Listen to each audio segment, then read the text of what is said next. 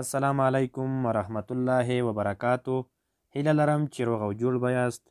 ګرانو زده کوونکو، د لیک او لوست اسانه زده کړې په نوم کورس کې مو نن درته د ر توري کې د رنځور موضوع راوړې ده. هیله لرم چې یاده موضوع به مو خوښه شي. ر رنځور رنځور. زکام ډیر بد رنځ یا مرض دی. زکام ډیر بد رنځ یا مرض دی. طبیب د رنځور درملنه کوي. طبیب د رنځور درملنه کوي. رنځور ته ناروغ او مریض هم ویل کیږي. رنځور ته ناروغ او مریض هم ویل کیږي. رنځور باید پرهیز وکړي. رنځور باید پرهیز وکړي. طبیب خپل رنځور ته درمل ورکوي. طبیب خپل رنځور ته درمل ورکوي. د طبیب په کتنځي کې ډیر رنځوران ناست وو. د طبیب په کتنځي کې ډیر رنځوران ناست وو. ګرانو زده کوونکو، هغه لغاتونه چې په یاد متن کې سخت دي اوس به یې درته وژباړو. لغات معنا: طبیب ډاکټر. طبیب ډاکټر. کتنځای معاینه خانه. کتنځای معاینه خانه. رنځ ناروغي مریضي. رنځ ناروغي مریضي. کورنۍ دنده. د ر توري لرونکي کلمې بیلې بیلې ولیکئ. د ر توري لرونکي کلمې بیلې بیلې ولیکئ. ګرانو زده کوونکو، د ر توري کې مو درته 4 کلمې راوړې دي.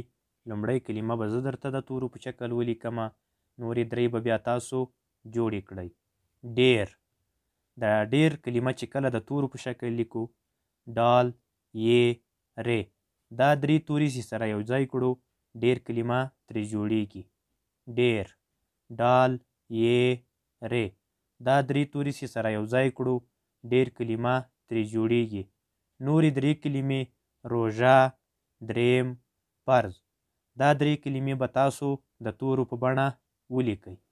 دوهمه برخه: د ر توري لرونکي کلمې سره یو ځای ولیکئ.